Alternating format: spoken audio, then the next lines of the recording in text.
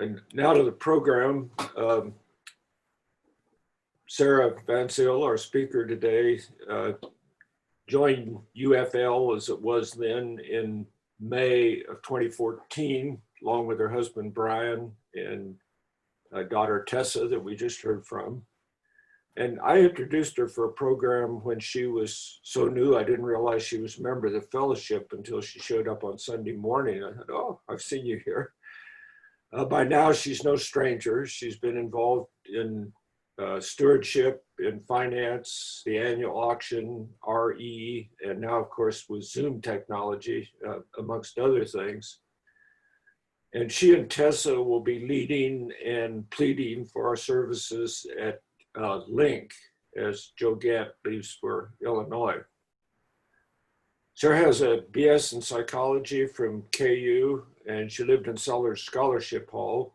And at least Nancy Jorn and Carol and I, and probably some others out there, can relate to the Scholarship Hall experience. She went on to a master's degree in higher education administration from Boston College. And in the 20 years since, she's worked in admissions, career services, and financial aids at a number of universities across the country, including KU. In February, she began a new job at the Federal Student Aid Division for the Department of Education, where she trains financial aid administrations on how to navigate federal financial aid. Says she's always been passionate about the environment and sustainability, and with a particular focus on recycling and waste reduction. So she'll share some of the wisdom she's gained by her efforts through the years to help us reduce our environmental footprint. So let's have a rousing virtual welcome for our plastic woman. Thank you, Paul. That's nice. All right, I am going to share my screen so you all can see my presentation. All right, so hopefully you all can see that. So I really appreciate getting the opportunity to talk to you all today about my journey to reduce our plastic consumption in our family. And so this opening slide has a couple of pictures that just kind of set the stage. The picture on the left is a picture of Tessa, obviously, and this was a museum that we visited in Montreal. It's called Biosphere, and it's an environmental museum. And she's standing in front of a tube just filled full of little plastic toys. And it was a display all about how that isn't the best choice. So I thought that was an apt picture. And then the picture on the right is not quite as pleasant. Tessa has asked me several times why I included it, but I think it's a good one to include. So this is the body of an albatross. So some of you have probably heard of the Midway Islands. Scientists estimate that probably 99% of the birds on the Midway Islands have plastic in their bodies, and many of them perish because of this.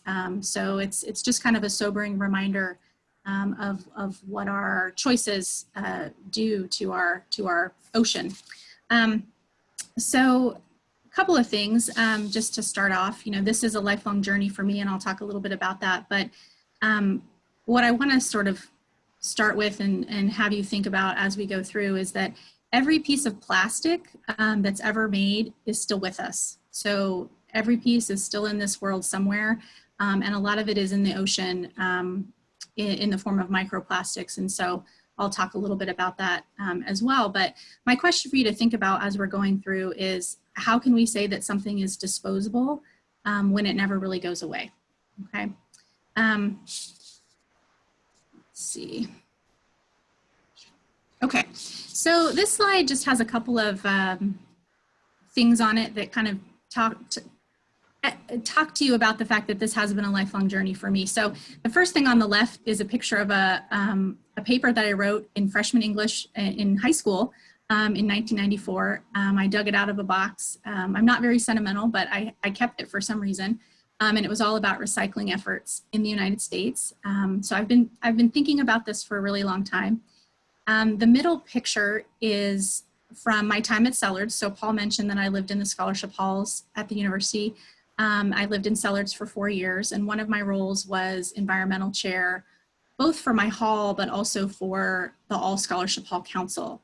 So I did a lot with recycling in that position, also with composting and waste cleanups and things like that. So I was pretty active in college with those efforts. The picture in the upper right is me receiving an award from the Center for Sustainability at the University of Kansas. So when I worked at KU, I worked there for 13 years up until February.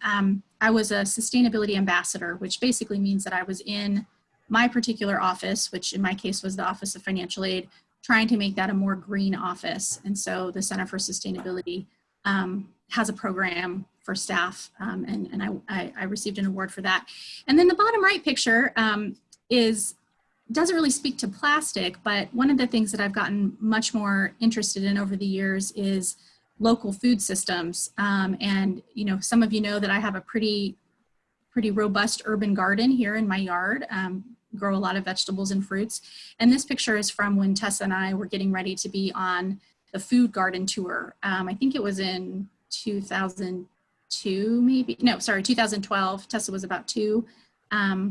And people could come around and see different food gardens that people had. So that's another passion of mine. That's a whole different program. But that's just to kind of give you a sense of the fact that this has been a lifelong journey for me. Okay, so I think everybody here is probably familiar with this concept of the 3 R's. That's been with me since I was a kid, right? Reduce, reuse, recycle. But there are more than 3, and so I listed quite a few here. Are there 5? Are there 7? Are there 10? You could probably find quite a few. And for me personally, my focus has shifted in the past few years from recycling to refusing. So that first one, it could say refuse, but it says refuse, as well as reducing. So not bringing those things into my house rather than just thinking that I can recycle them and then that fixes the problem. I've also gotten really interested in the R rot. So we do composting here in our house and would love to talk to anybody who would like to learn more about composting as a way to prevent our food waste from going into the landfill. So I could talk about my efforts in a lot of different areas, but I chose to focus today on plastic. Okay, so a couple stats that I'm going to throw at you. So currently, only 9% of the world's plastic is recycled. Most plastics, they aren't really biodegradable, and they can take a long time to actually degrade. And when they do degrade, they just break down into smaller and smaller pieces. So like I mentioned, all the plastic we've ever made in the world is still with us on this earth. Every second, 160,000 plastic bags are used, right? And the average life cycle of a plastic bag is 12 minutes. So they are single-use items, right? So the single-use items are probably the biggest killer. So plastic bags, food packaging, straws, disposable silverware, those things are all really, really damaging. By 2050, which is not that far away, so that's 30 years away, Tessa will be my age in 2050. If we're on the same course, there's going to be more plastic in the oceans than there will be fish. So it's a big problem. When I started this journey on reducing plastic, which was probably about 18 months ago, this book that I have a picture of here was one of the first things that I used. It's called Plastic Free. And the woman who wrote it, she actually started with a blog called myplasticfreelife.com, and it's down at the bottom of the screen there. She started that blog in 2007, so it's been quite a long time, and it's a very helpful blog. It was for me in just trying to sort of see what were all of the swaps that I could do, right? What could I find to swap something for plastic that I hadn't thought of. So this book is really a good one if you're someone who likes to have a book in your hand and want to read something about this effort. I would definitely recommend this. And these 7 items come from her book. So why is plastic a problem, right? So the first thing is plastic is made from fossil sources. It's made from fossil, non-renewable resource. So that's obviously not great. A lot of people are really concerned about the fact that plastic contains toxic chemicals. So specifically endocrine disruptors. So this idea of finding plastic that's BPA free, or PVC-free, phthalates, styrene, that's another word for styrofoam. All of these things are toxic when they break down, when they get inside our bodies. Plastic manufacturing harms workers, right? So if we're thinking on a larger scale, on a social justice scale, plastic manufacturing isn't a healthy industry. And on the opposite end of that spectrum, when we go to recycle our plastics, this has changed recently, but a lot of our plastics, at least in the United States, we would put on boats and ship them to Asian countries, right? We'd ship them to China, we'd ship them to the Philippines to dispose of them, to recycle them, to get them out of our lives.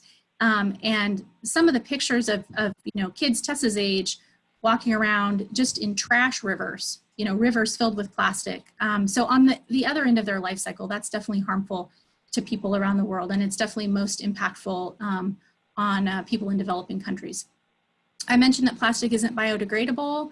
It pollutes the oceans. So if you haven't heard of this term microplastics, that's one that you should educate yourself a little bit about. Plastic breaks down into smaller and smaller and smaller pieces. And so the problem is that fish and turtles, they can't tell the difference between a microplastic and their food source. So a fish that's trying to eat tiny little shrimp, or whales that are eating krill and plankton, they're eating plastic instead. Turtle that's thinking that it's eating a jellyfish, it's actually eating a plastic bag. So it's harming all of those ocean creatures. And I'm sure many of you have also heard about these giant garbage patches that are out in the, I'm hearing some feedback, so I'm going to try to figure out who that is. If you don't have yourself on mute, if you can mute yourself, that way I don't hear myself, that would be great. You've probably heard of these large garbage patches that are out in the Pacific Ocean. And so that's another huge issue. And most of the plastic that's in the ocean is not on the surface of the ocean. It's on the bottom of the ocean. So it's not just a matter of like cleaning up the top. We got to clean it all up. The other thing is that plastic recycling isn't a closed loop. So when you take a plastic bottle and you recycle it, you cannot really turn it into another plastic bottle. And that's not the case with something like a glass bottle or an aluminum can. In general, those things can be turned right back into the same thing that they started with. Now, we could have a debate about how resource intensive those processes are, because they are resource intensive. But with a plastic bottle, it's never going to become a plastic bottle again. It's going to become composite decking, or it's going to become a playground, the floor of a playground, right? So it's always got to be kind of downcycled into a less pristine product. And then the final point on this slide that I want to make is that, unfortunately, all plastic has one of those little number 1 through number 7 on it, right? And it's surrounded by this little triangle icon with the arrows. And we all think that that means that that piece of plastic is recyclable. So you can not think about it, you can put it in the recycling bin, and you can feel good about recycling it. And unfortunately, that isn't the case. In many municipalities, certain plastics, usually number 3, number 6, number 7, those aren't recyclable at all, but we think they are. So it's an easy way to kind of allow you to not think about what you're buying, okay? All right, so that's the points I wanted to make about why plastic was important to me. Now, how did I get started with this? So we got started with this probably, I think it was like August or September of 2018. And we started with a waste audit. So if you haven't heard this term, it's a good one. A waste audit is basically where you take your trash and you save it for a period of time, for a week, for 2 weeks, for a month, and then you figure out what's in your waste stream. So it could be that you look at your trash can, you could be looking at your recycling pan, it could be that you're looking at your composting bin. And so what we decided to do was to focus on our recycling bin and to pull out everything that was plastic. And you can see from the picture here that there are a lot of things that can't really be easily recycled. All the lids and spray containers that are down in the front right corner of the picture, all of the frozen food containers and those over by the bicycle tire, all those black frozen food containers, those aren't super great to recycle. And then obviously all the plastic bags. You can recycle plastic bags, but are they actually getting recycled, and is it something that I wanted to keep doing. So this is where we started with, was a waste audit. And so if you're interested in this idea, I would definitely encourage you to do this if you can. Okay, so we're going to try something in Zoom. We've not tried this before, but I'm going to try to launch a poll. So I'm going to stop. Let's see if I can do this. Okay, so on your screen, you should see a question pop up. And if you want to, if you want to try to vote. So the question is, in which area of your life do you think it will be hardest to reduce your use of plastic? So if you wanted to go on this journey and just thinking about it, which of these areas do you think will be hardest for you to find swaps? So I'll give a couple moments for you to think about this and answer the question, and then I'll show you the results.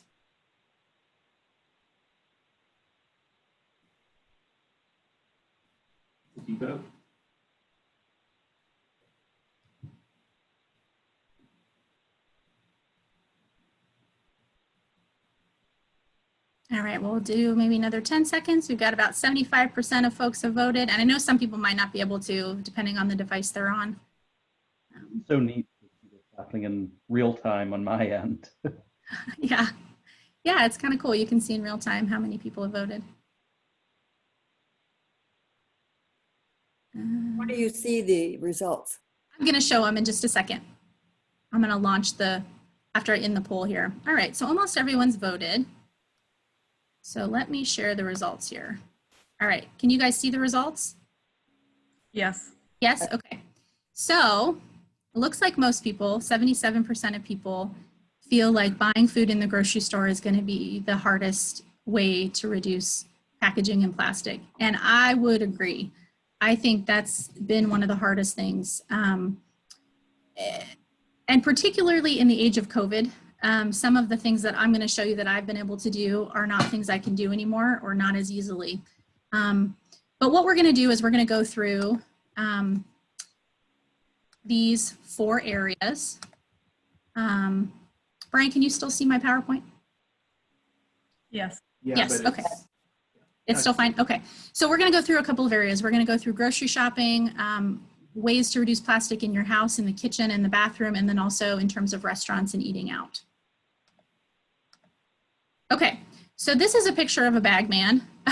You can find these pictures on the internet. This is basically someone who's taken a bunch of plastic bags and made himself a little costume out of it. And so these are the tips that I would have for you at the grocery store. As much as possible, saying no to plastic bags. I think that paper bags are a better option. Now there is a debate about paper versus plastic and which one takes more resources to actually make and so forth. But and some people would say that it's paper bags, that they take more resources to make, and so plastic bags are the better choice. For me, I think the fact that plastic bags never degrade and are ending up in our oceans is a choice for me, that if I have to choose a single-use bag, I'm going to choose paper. But for me, I'm going to choose reusable bags. And this has been a harder thing in the age of COVID. And what I have found is that I've just been putting everything back in the cart, and then I take it back to the car and load it back into my car there. So I tend to shop at Aldi's or Checkers, where you bag your own groceries.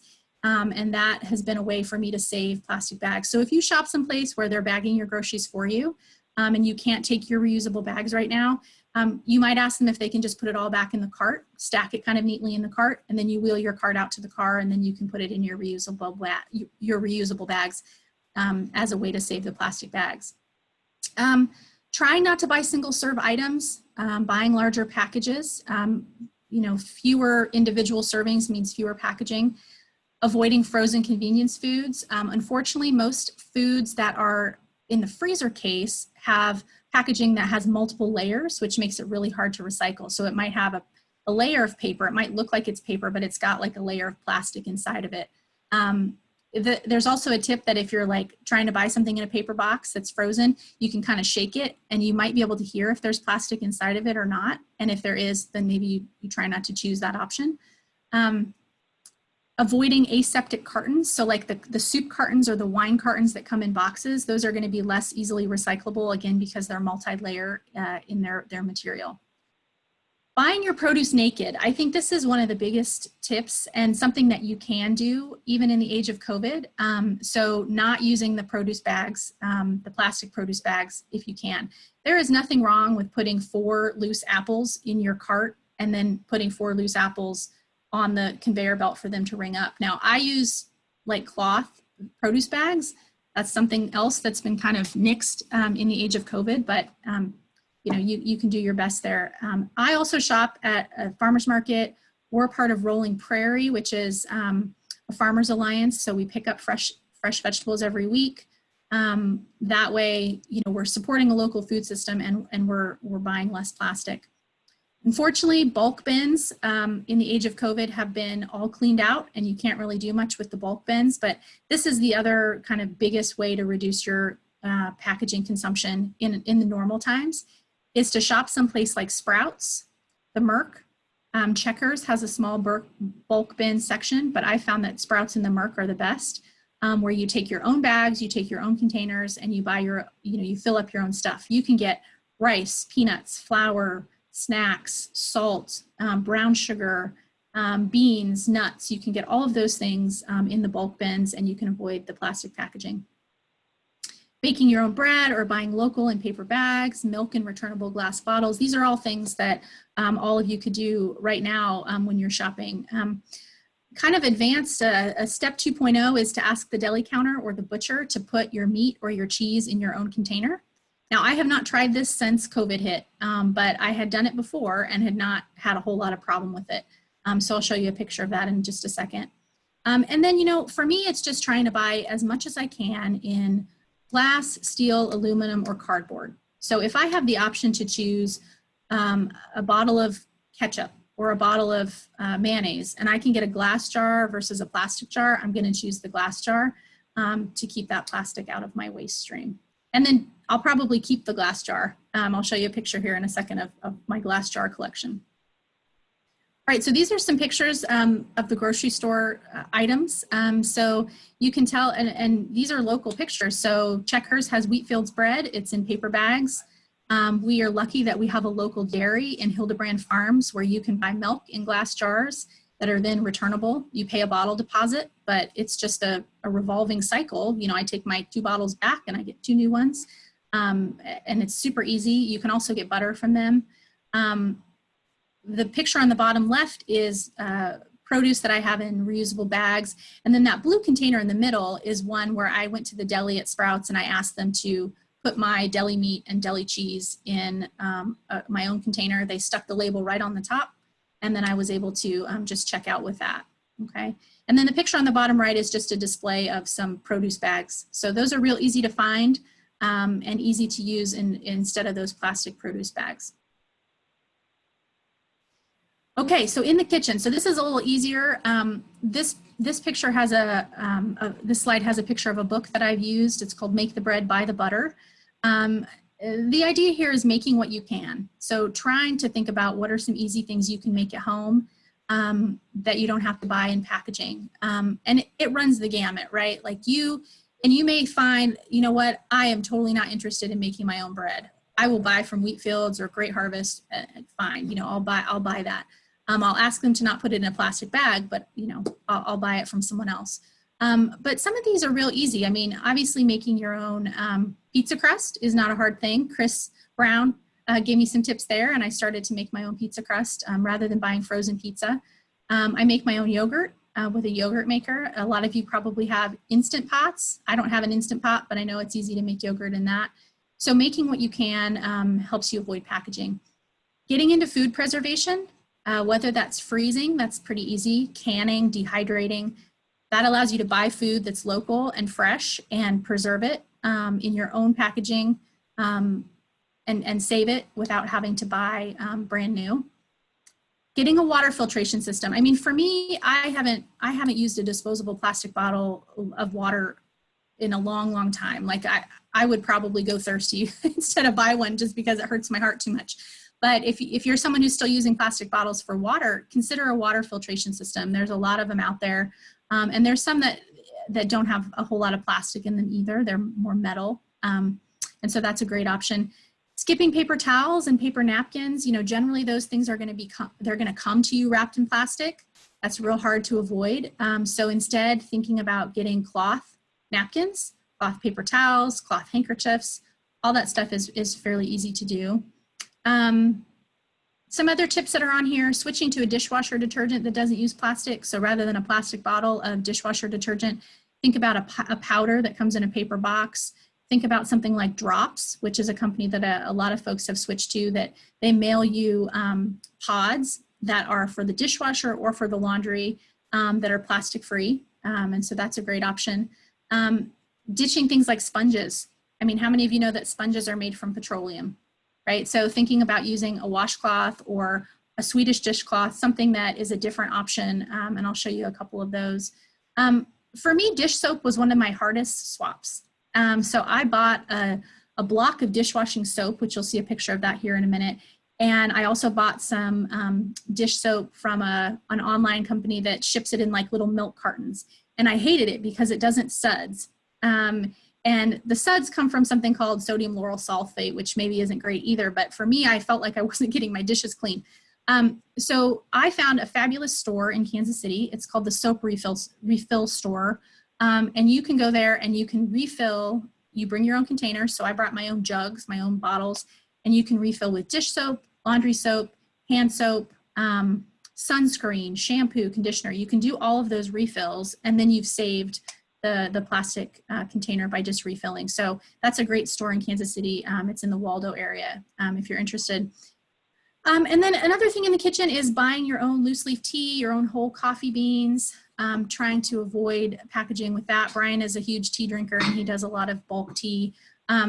Tea bags have plastic in them, like you don't think they do, but a lot of them do. And so it's much better to try to buy loose leaf tea if you can. Okay, so here are some pictures of my kitchen swaps. So you'll see the dishwashing block, which is basically just a block of soap that you rub your brush onto. The bottom left picture is me filling up a gallon jug of dish soap at that soap refill store in Kansas City. I bought a dish brush that it's all wood and metal, and it has a disposable head. So when the head gets gross, you can compost that head and buy a new one, and it's totally plastic free. The picture in the upper middle are silicone bags. So a lot of people use silicone bags. These are called Stashers. This is the Stashers brand, to store food in the freezer rather than Ziploc bags. Now I'm also the kind of person who reuses a Ziploc bag a million times, right? Like I'm gonna wash it out and dry it and keep reusing it. And eventually maybe I'll be able to recycle it as well. But you might consider a silicone bag as another option if you're looking for freezer storage. That shelf is a shelf we have up in our family room area, and it's filled with glass jars. So when I do canning, I put my canned items there, and I save all these jars, and I use them for things. I use them for gifts. I use them to store nuts and dried fruit in the fridge. So there are ways to reuse your glass jars rather than just toss them in the recycling. You'll see there's a picture of my yogurt maker there. So my yogurt maker has these little glass containers, and I use the Hildebrandt milk and a little starter. There's a little packet that starts the yogurt, and then I can make it right there in the container and don't have to buy all the individual plastic. A couple of pictures of my cloth napkins, cloth handkerchiefs, and then the bottom right picture is one of the dishcloths that I use in the kitchen. It's called a Skoy scrubber, and it's made out of a cloth, and then it's got kind of like a food grade waxy kind of material on top that makes it scrubby, but it's not plastic based. So when it lasts a really long time, but when it's done with its life, it can get put into the compost bin. So some great swaps there. Okay, so out and about shopping in restaurants. So a couple things, avoid restaurants if you can that use styrofoam and plastic. And you kind of just have to get to know that. I've kind of thought recently that one of my next goals is to make a list of restaurants in Lawrence and start to keep track of which ones use styrofoam and which ones don't. We're all kind of in a takeout environment right now. So just keep your eyes on that. When you do order takeout, kind of get over that discomfort and ask the store, do you use styrofoam takeout containers? And if they do, you need to make the decision about whether or not you want to patronize that business, or whether or not you want to ask them if they have another option. So perfect example, we got dinner a couple weeks ago from the Sandwich Bowl, which is a sandwich place here in Lawrence, and I was having a conversation with the owner, and I said, do you use styrofoam containers? And she said, yes, I can afford the other options, which I haven't really researched that, so I don't know the legitimacy of that statement, but she said, I can't afford anything else, but if you ask me, I'll put your sandwich in foil in a paper bag. And I said, well, great, I'll do that. And so when I called in my order, I said, I don't want any styrofoam packaging. Can you please just wrap our sandwiches in foil? And they were happy to do that. So, you can definitely ask. If you go to eat in at a restaurant, I know not a lot of us are doing this right now, but if you go to eat in at a restaurant, always assume that you're going to have leftovers and take a container with you so that you have something to put your leftovers in rather than taking the container that they're going to give you, because you don't have any control of what kind of container that's going to be, and it might be styrofoam and or plastic, and you want to try to avoid that. I'll show you the picture of the kit that I have in my purse that has my reusable stuff, silverware and straw and napkin and so forth. So that's another great tip, is to have in your bag, in your purse, stuff that you would need to eat out on the go without picking up a plastic fork or a plastic straw. The other thing to think about is receipts. We don't often think that receipts have to do. So receipts that are thermal printed, that thermal printing actually uses EPA. And so you really shouldn't recycle receipts because it can contaminate the recycling stream. So go ahead and throw those in the trash. But if you can ask the place that you're patronizing to not print the receipt, that's even better. So Hy-Vee will do this, CVS, I know Michael's will do it, Cotton's has done it for me, where they always ask and I just say I don't want the receipt. Or at gas pumps, you can obviously say no, I don't need the receipt. So think about if you need a receipt or not, and if you can skip it, definitely skip it. All right, so here are some pictures. That's a picture of Brian clearly and Tessa's peace sign with us getting takeout at, I think this was India Palace, where we brought our own containers, because you go out for Indian food, you're always going to have leftovers. So we brought our own containers there. The picture in the bottom middle is everything that I have in my bag right now. So you can see that I have a little silverware set. I have a little snack bag. I have a straw. I don't really need a straw. It's not something I care to use, but I have one in my bag. I have a little collapsible tote. That little blue tote is collapsible so that I'm never without a bag if I run into a store and need to put something in a bag. And then probably my favorite thing is that red collapsible cup. And Tessa's gotten sick of me doing this, but when we go to like a restaurant, like a fast food place or whatever, and she wants something to drink, she wants some water, right? You always get a water glass. I'll give her that red plastic cup and she'll go fill that up instead of getting a disposable cup. So, and that just collapses flat. And it just goes in my bag really easily. And I found that having these things on me, even when we travel, is really helpful. You know, if you stay in a hotel and they have a free breakfast, I guarantee you that free breakfast is going to be on styrofoam plates. It's going to have, plastic silverware. And so if you have these things, you don't have to, maybe use all of those items. Okay. All right. In the bathroom. So sort of the final thing here of my 4 options. I think a lot of these swaps are pretty easy. So getting a cloth shower curtain liner. So the plastic shower curtain liners are made out of PVC, which is not a great plastic. So you can find cloth shower curtain liners that can be washed in the washer and hung right back up to line your shower curtain. So that's a great swap.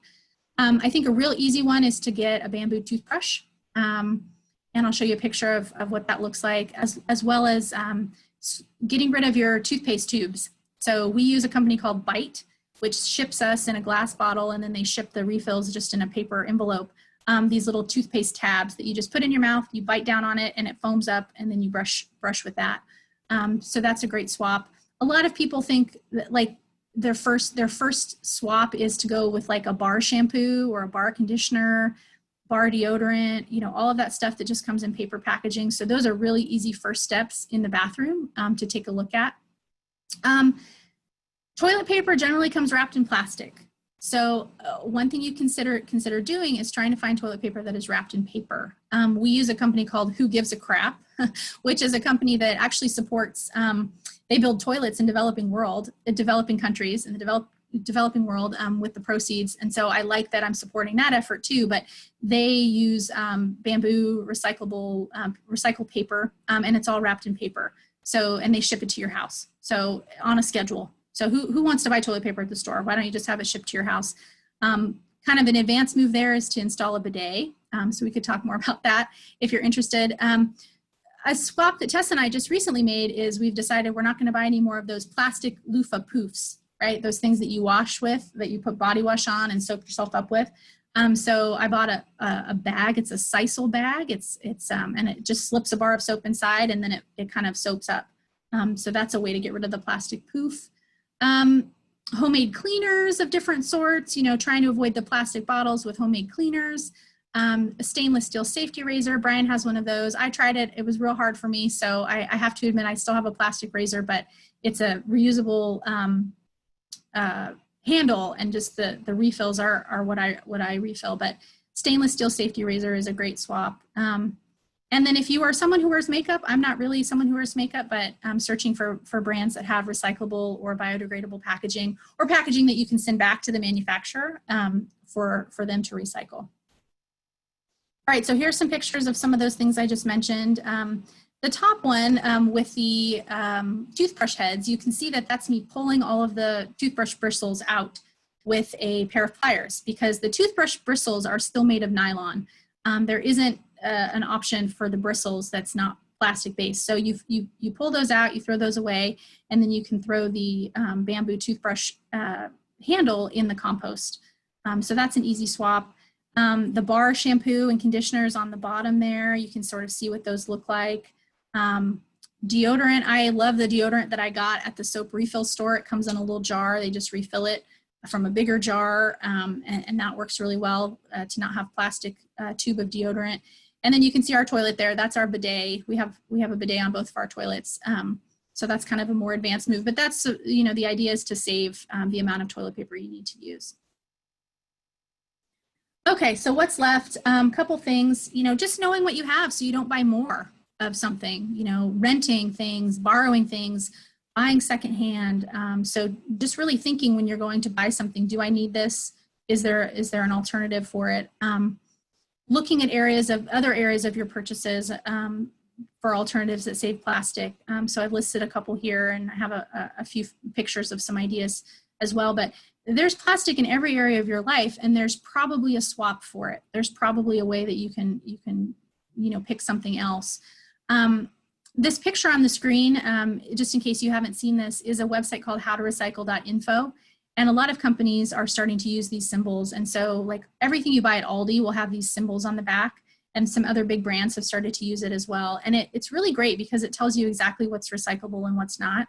And it's a way for you to pick up a package and say, oh, this isn't recyclable, I'm not going to buy it.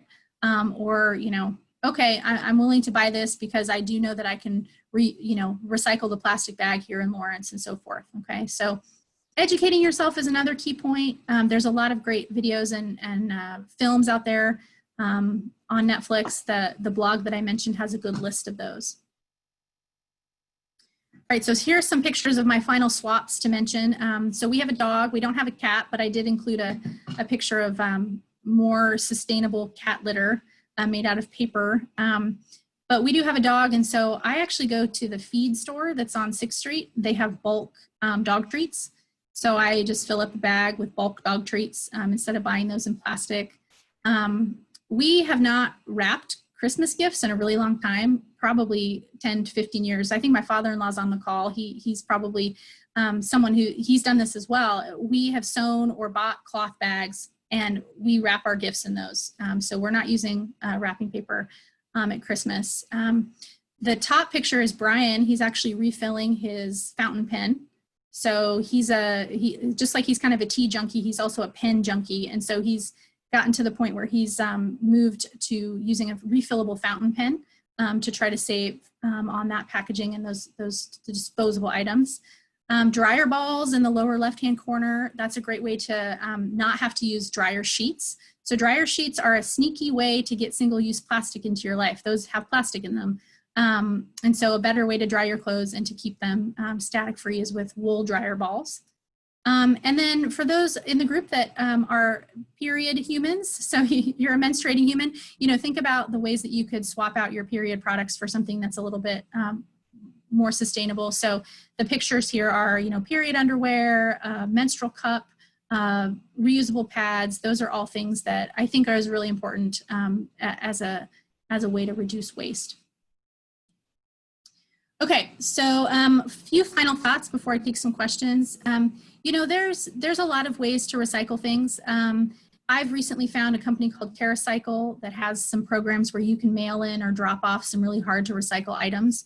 I've been saving all of our chip bags and snack bags, and I can take them over to the Subaru dealership here in town. They have a box for them, and they mail them into this company called TerraCycle, which then has a way to reuse them, or recycle them into other things so that they just don't go into the landfill.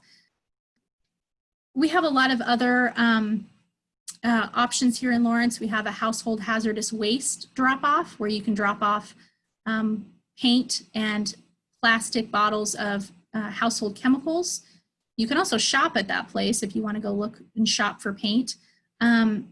Office Depot and Best Buy, I know Best Buy I think has put this program on hold because of COVID, but they both recycle electronics. The Habitat Restore is a great place to drop off things that you no longer need in terms of home decor or home items. And then there's this company called Loop. I don't know if any of you have heard of Loop. It's a company by the founder of TerraCycle. And the idea is that you buy items in the grocery store that come in containers that then can be shipped back to Loop for sanitizing and reuse. So things like ice cream and orange juice. It's really putting the onus back on the manufacturer to say, hey, we created this packaging, we should take it back and we should find something to do with it rather than put it on the consumer's plate. So I've heard that Loop is ramping up and I'm hopeful that it'll be in all 48 states. I think they started in some of the bigger metropolitan cities. But the idea is you buy the stuff in the store and then you ship it back in this container for reuse, and it's kind of a more of a closed loop with the packaging. Okay. All right. So what's next for you? So I think this program is really apt because Plastic Free July is coming up. Plastic Free July is a initiative to get people to reduce their plastic, particularly their single-use plastic. So this website is a great resource. You can go out and you can try to pick a challenge for yourself. So I'm going to do one more poll here, and then I'll take questions. Whoops, let me to the menu here. Pop up. All right, so I'm going to launch one more poll. So after hearing me spew all of that, and I know it was fast, it was a lot, and I will provide the PowerPoint to anybody that wants it. What next steps are you most excited to try?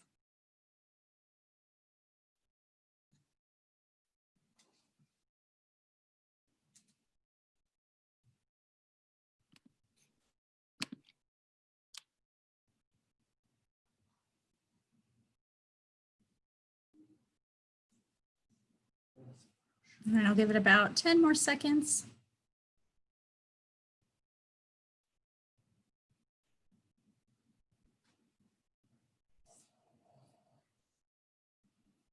All right. Wow, I think almost everyone has voted. That's awesome. All right, so here are the results. So it looks like about 50% of folks are interested in going to the grocery store with a new, more critical eye, which is great. Looking for ways that you can swap or not buy something that comes in plastic, see if there's an alternative. A few of you are interested in a waste audit, which you'd find lots of resources for that out online. Looking at your personal care routine. And then I'm happy to see that 25% of folks are interested in Plastic Free July and looking a little bit more at that. So, all right. Okay, so I'm going to stop sharing my screen. And I am open for questions. So thank you. I hope you enjoyed it. I know it was a lot of information, but I wanted to get a lot of it in there. So let me go into the chat and see. I assume in the chat you guys have just kind of been sharing your ideas. But if there's a question that I didn't catch in the chat, please let me know. Well, thank you, Sarah, while we're waiting questions. Yeah, you're welcome. I'll start with a question. What about the legislative front? I know there have been efforts on plastic bags and things, but I'm wondering if there aren't some other more thorough, more far-reaching things that could be done legislatively. You know, I'm sure there are. The idea of plastic bag bans has been kind of a mixed bag in a lot of the municipalities that have done that. And I haven't researched it in a lot of detail, but I know that it seems to work in other countries for sure. And in some of the states that have done it, or the towns that have done it where they charge a small amount for plastic bags, you know, that seems to be a way to reduce them. I think that styrofoam is something I would like to see cities legislate. I would love to see, you know, the city of Lawrence say that styrofoam packaging isn't allowed. That's another thing that cities have been doing. So I know there's a lot more effort there, but I haven't seen any sort of wide scale stuff. All right, let me look in the chat really quick and just see, because I did see a couple of questions. How to get rid of plastic plant containers? I think Home Depot has a shelf where you can drop off plastic plant containers and they either recycle them or people can pick them up to reuse. The store in Waldo is called the Soap Refill Store or the Soap Refillery, one of the two of those. So it's a great store. What to do with Quinn's waste? So we do still take Quinn on walks and pick up food. We use bags that are made out of cornstarch type material. The problem with animal waste is that, and with anything really that you throw in the landfill, like it's not going to compost in the landfill. It's not going to it's not going to decompose very easily in the landfill. Food waste doesn't either. So, you know, this idea of buying recycled plastic or compostable trash bags, it's not really something that works very well because they just won't compost. So I like to focus on buying bags that are made of recycled plastic or made of cornstarch, made of something that's not, you know, on the front end being made out of plastic. There are dog waste compost systems that you can bury. I think Bob Burbank was actually going to do one. Maybe he's done it to see if it works, but I haven't gone that far to do it. So for my audit, I think we did a month because I was focused on the plastic. So I just pulled all the plastic out of our recycling and it was a month long for the audit. So other questions? John? Well, I actually have two questions and you can answer both or just choose one. Question one is, why is it so hard to recycle the plastic that we aren't recycling? And the other question is, what other country or countries are you aware of that are having better luck with plastic recycling? Yeah, you know, I have seen a couple of interesting articles recently about ways to recycle plastic. One of the ones that I've seen is this process called, I'm going to mess up the name, I think it's pyrolysis, where there are these factories that basically take plastic and turn it back into diesel, turn it back into fuel. And I think, I'm not a scientist, so I think that there's a lot of issues with that in terms of, does it produce pollution, all of that. But I think that's a solution that a lot of places are looking at. I think Boise, Idaho actually built one of those facilities and has had some luck with it. Germany is the country that I would point to that has the best loop that I've seen. So they actually have really incentivized consumers with bottle deposits to bring plastic back in. And they have these machines in front of, you know, grocery stores where you put all your bottles in to get a little bit of a refund on the plastic bottle. And it's definitely helped the recycling effort and helped more of that material get into the recycling stream than certainly here in the United States. Someone else said Switzerland, yeah, Germany was mentioned, so. New Zealand has banned plastic bags nationwide. And I should say the UUA, when they have a general assembly, they insist that all the food vendors use paper and utensils that are compostable. The UUA's won an award nationally for having environmentally safe conventions. That's fabulous. That's fabulous. Yeah, and hopefully they also provided the composting facility, you know, like the ability to, a lot of restaurants, like in California, for example, you'll go and you'll get a compostable thing. And then when you go to actually throw your stuff away, there's a spot for composting, right? That's Yeah. what they do at the General Assembly. That's awesome. And with people that monitor those containers to be sure things get in the right container. Yeah, for sure. So Corinne, you mentioned plastic prescription bottles. I'm actually a participant in a TerraCycle program that allows me to gather all of my plastic medical stuff. So like blister packs, prescription bottles, anything that's too small to like throw in your normal recycling stream. And they'll send me, or I can print out a label and just mail in all of that stuff to TerraCycle. So you might take a look at that program. TerraCycle is really pretty cool. I mean, you can find a program for pretty much anything to recycle that's not typically recycled. Those plastic things that have the numbers.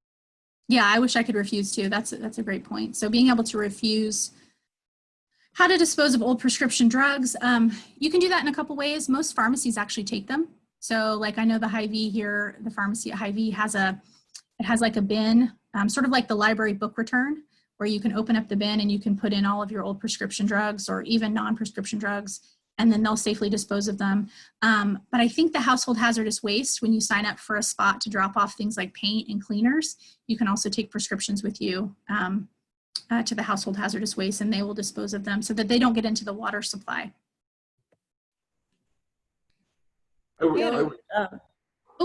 Uncontrolled substances have to go down to the police department, though. I think they do. That's possible. Mm-hmm.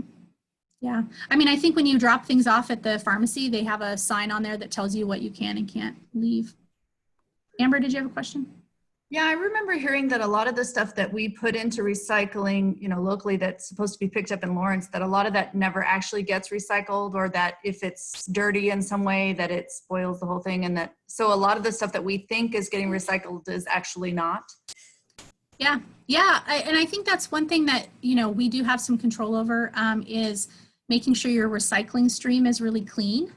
So you're not throwing things in there that aren't recyclable. You're cleaning things out as best you can.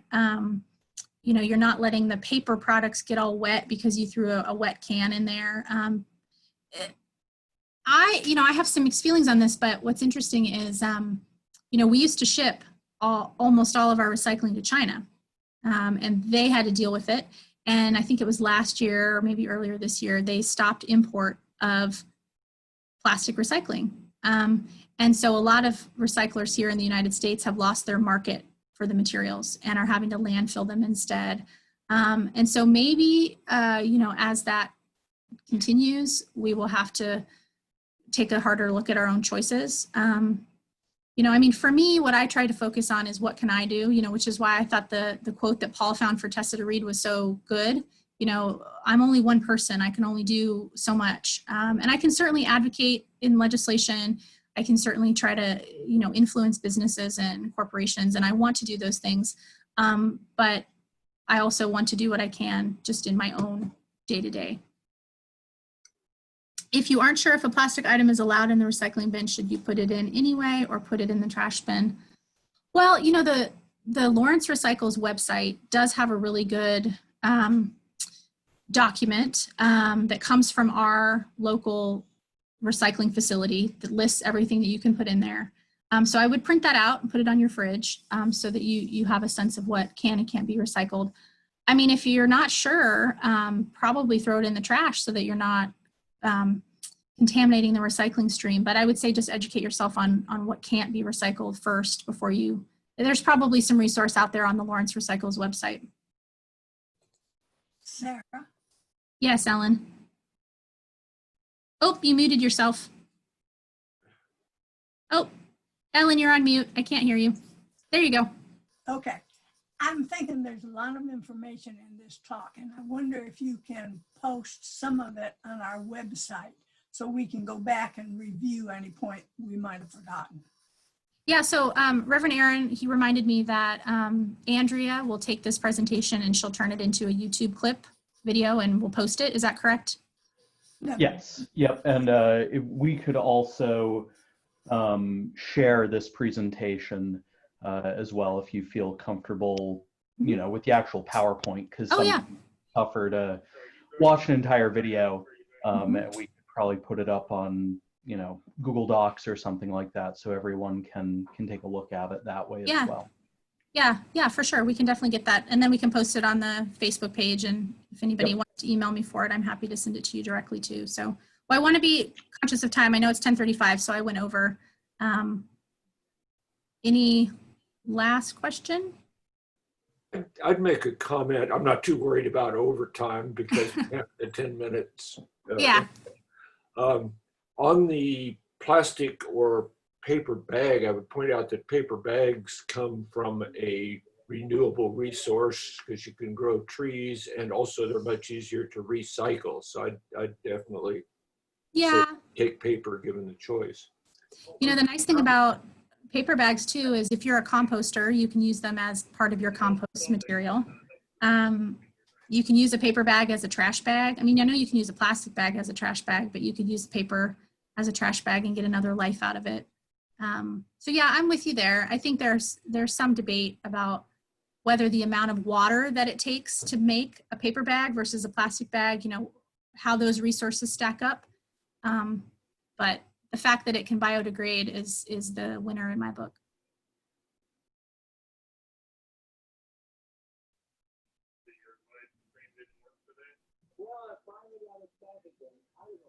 Nope, Paul, I think you're on mute. I don't know if you're talking. There you go. I was just going to say, let's terminate the meeting officially. Give Sarah a big thank you. And we have a few more minutes for just coffee and conversation so we can continue the questioning if Sarah's still willing to field. What is Marcy? Marcy's holding, oh, her cream or yogurt. Marcy's holding up her glass jar of yogurt. I am so excited to have found yogurt, and it's plain yogurt. It's great yogurt in the Merck and different size containers, and they will take the glass containers back. That's great. So, it's not Hildebrandt? No, it's half creamery day, and it's from Topeka. Oh, it is. It's made with Hildebrandt whole milk, but I don't know that it's Hildebrandt. I think they would say Hildebrandt. But anyway, that was a great find for me. It's been a couple of years since I've been making yogurt, and awesome. This is easy and convenient, and the fact that they'll take the glass, there's no deposit on the glass container, but they will take it back and give it back to the company. Great. Yes, that's true. So someone said in the notes that the plastic caps to the glass milk bottles are too small to put in the recycling bin. That is correct.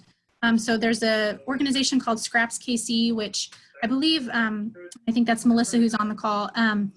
They take all kinds of art supplies and craft supplies and anything that you think would be good for crafting. You can collect all that stuff, and then they reuse it there in some of their maker space kind of activities. So that's a great tip as well. Well, I just want to thank you guys. I mean, I think if anything, if you can just think of, one thing to swap out this week, or, you make that conscious decision to kind of make a different choice this week, then I feel like I've done my duty.